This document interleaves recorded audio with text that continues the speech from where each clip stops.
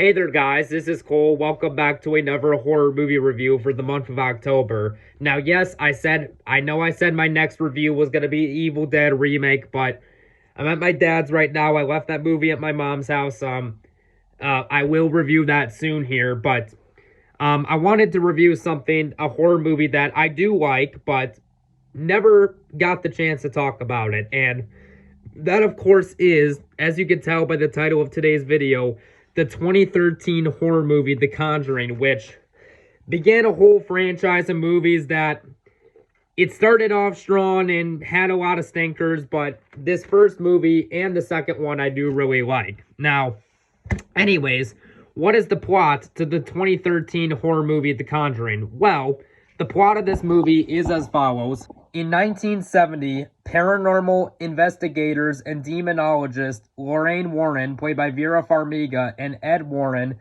played by Patrick Wilson, are summoned to the home of Carolyn Perrin, played by Lily Tyler, and Roger Perrin, played by Ron Livingston. The Perrins family and their 5 daughters have recently moved into a secluded farmhouse where a supernatural presence has made itself known.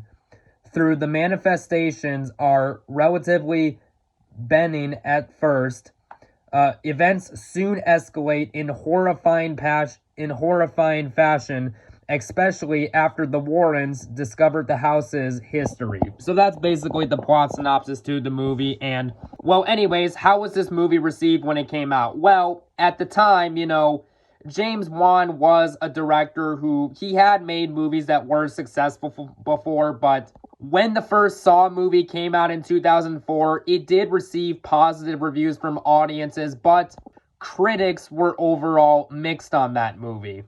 Then in 2007, he did Dead Silence, which that movie got negative reviews from both critics and audiences, although I'm one of the few people who like that movie. And then in 2007, the same year, James Wan had directed an action thriller movie called Death Sentence, starring Kevin Bacon, although that movie got negative reviews from critics, although I personally don't understand why, and it bombed at the box office, which I don't understand why, because I absolutely love the 2007 crime revenge thriller action movie Death Sentence starring Kevin Bacon. I think that's a really good movie. But then in 2010, because James Wan, after the first Saw movie, box office wise, his movies weren't doing that great after the first Saw movie. In 2010, James Wan directed a 2011 horror movie called Insidious. Now, I know Google lists it as like a 2010 movie, but that's only because it debuted at a film festival. It did not get a worldwide theatrical release until 2011, but Insidious, when it came out, it did receive positive reviews from critics and audiences, and it basically put James Wan back on the map as a director in terms of success.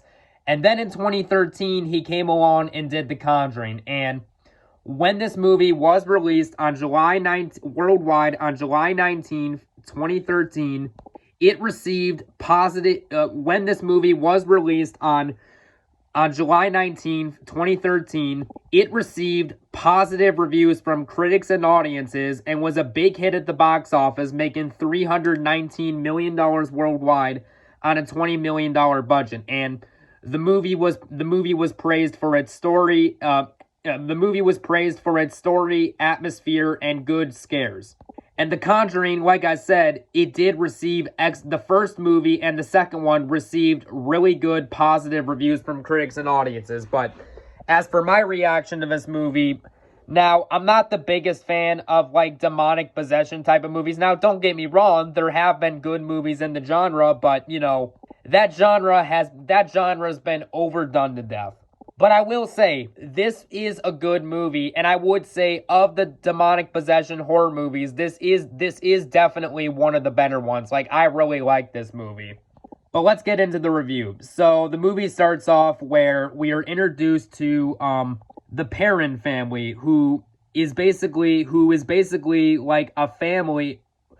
The movie starts off where we are introduced to a family where we're introduced to a person named Sydney, and Roger, who are both the mother and dad of these 5 daughters, and we're introduced to Ed and Lorraine Warren, who are these paranormal investigators, basically asking them questions. Like, this is the movie that, of course, introduced the Annabelle doll. Now, this movie is fantastic, but the 2014 horror movie Annabelle, the prequel to this movie, absolute garbage. Like, that was a terrible spin-off movie, but I'm not going to talk about that anytime soon. I'm just mainly, because I do plan on seeing the new Conjuring movie, Conjuring Last Rites, this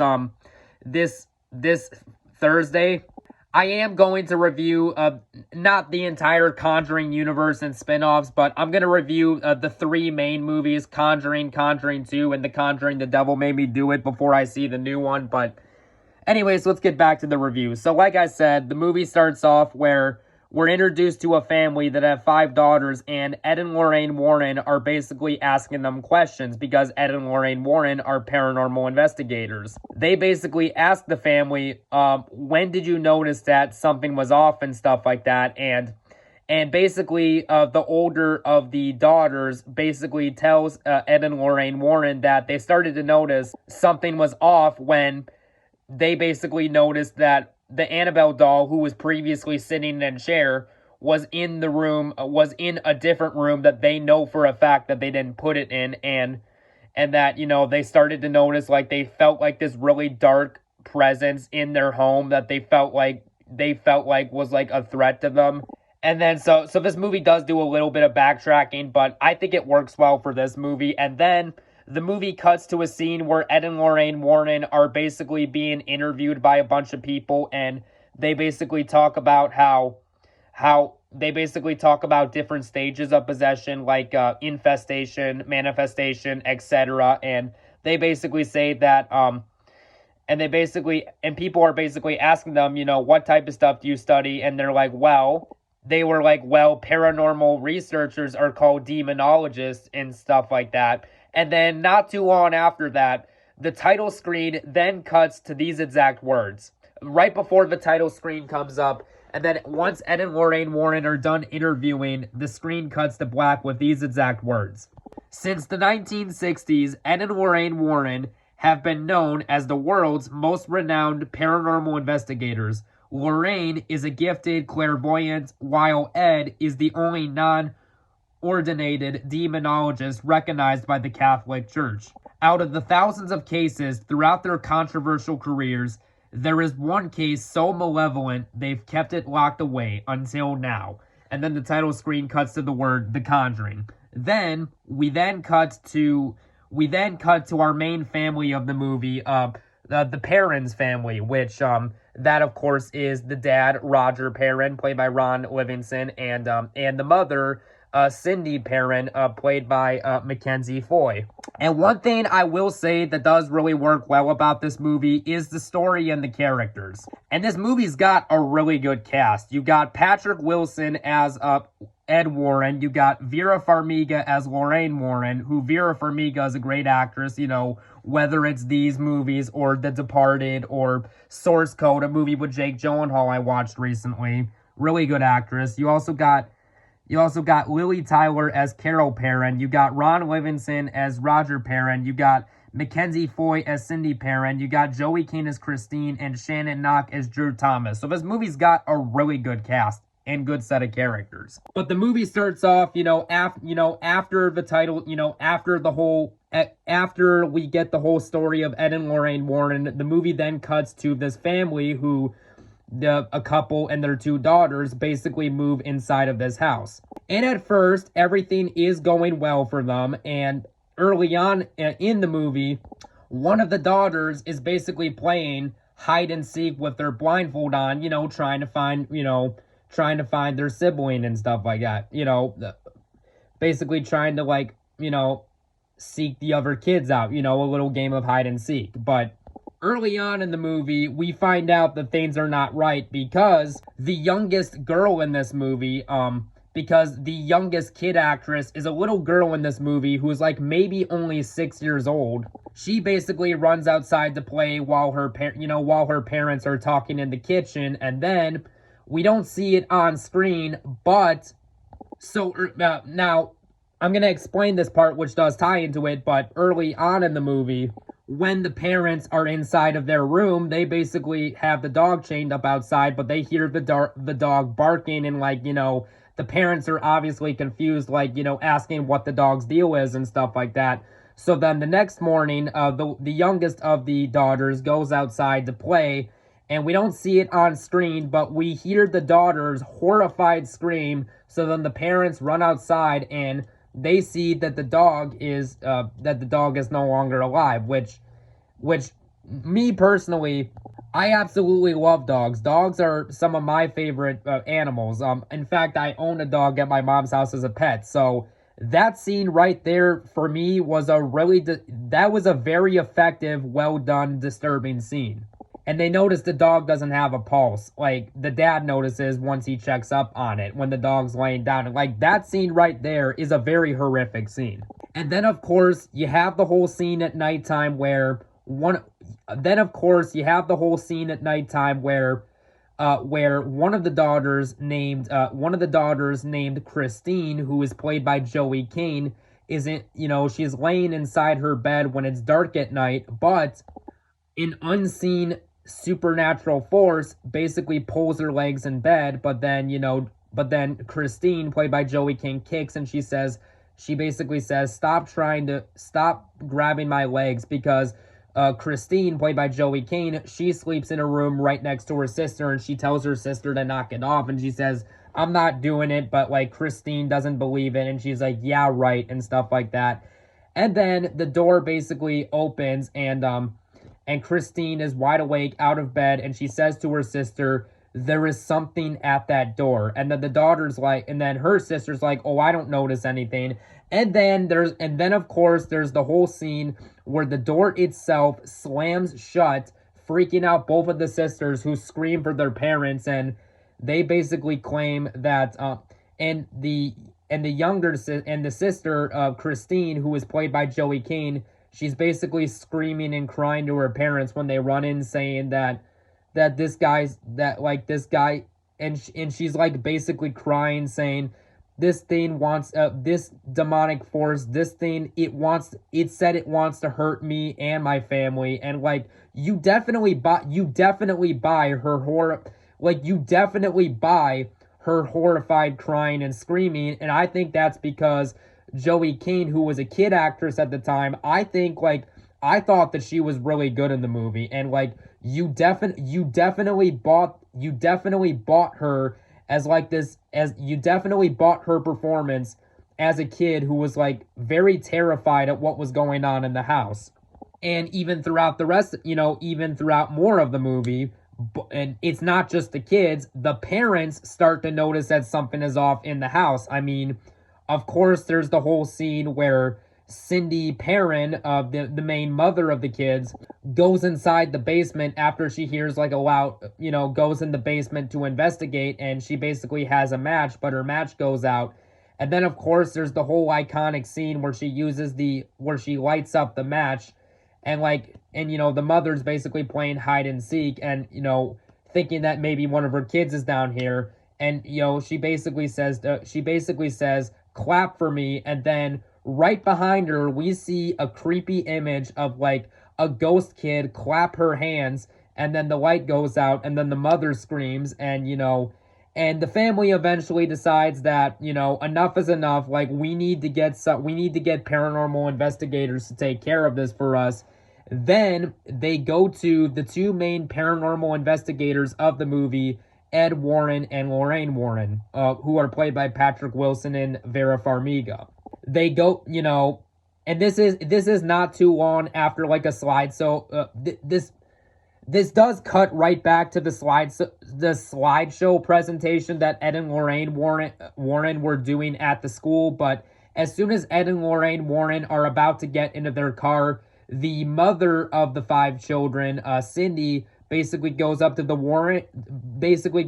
Ed and Lorraine Warren, basically asking her, like, she basically says, my family is in danger and their lives depend on your safety. Can you please take a look at this for us?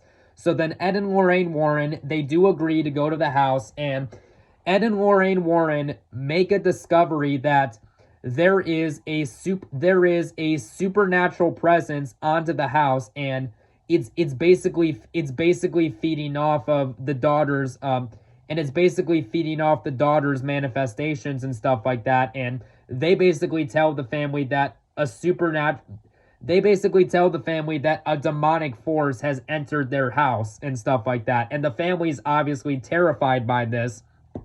So then Ed and Lorraine Warren agreed to help them get rid of the ghost, get rid of the demonic presence. And then, of course, there's the whole scene where the youngest daughter basically says, I talked to my friend Rory and stuff like that. And Lorraine Warren, who is played by Vera Farmiga, basically asked the little girl, can I speak to her? And basically the little girl is able to communicate with this ghost by like a music wind-up box, but it's like it has like it's like a red spiral type of music box. And then so Lorraine Warren, she decides to use it for herself, and eventually, and looking through the mirror of it, when she's like, winding up the music box, she sees like the face of like a demonic young boy in it and stuff like that, which is a very creepy, effective image. And one thing I do think this movie does a really good job at, now, jump scares can be very hit or miss in movies, but I think that the jump scares in this movie work really well.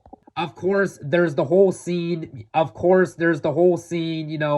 on in the movie where this demonic supernatural presence, which granted, we don't see the ghost, but it still does work as it is effective, but this demonic supernatural presence grabs the hair of one of the kids, and is like, this demonic force basically picks up one of the kids by her hair and is like dragging her across the kitchen. And then like this demonic force basically throws one of the kids into a glass window right inside the house, and and is pulling her hair. And again, it's a very creepy, effective scene. And the jump scares in this movie, and I would say and again, I'm not the biggest fan of demonic possession horror movies just because of how overdone the genre is, but like I said, this definitely is one of the better ones. And the jump scares in this movie feel like they come out of a classic Wes Craven or John Carpenter movie. Like, this movie has a lot of classic vibes from like a horror movie directed by Wes Craven or John Carpenter, and that's not a bad thing at all.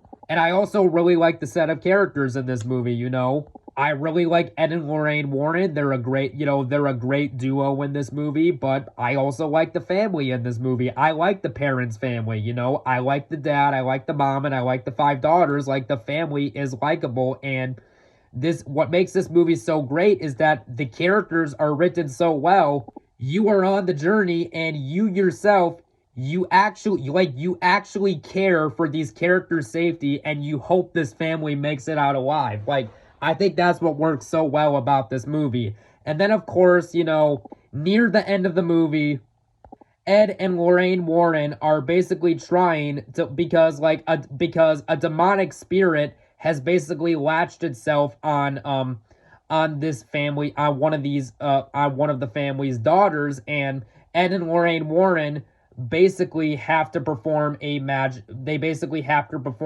ritual on it to basically get the demonic entity out of this kid and stuff like that. And another thing I like about this movie, the two couple, the paranormal investigators, Ed and Lorraine Warren, they also have a kid. They also have a kid of their own that they also have a young kid of their own that they must also protect from a supernatural presence. I mean, the whole scene where Lorraine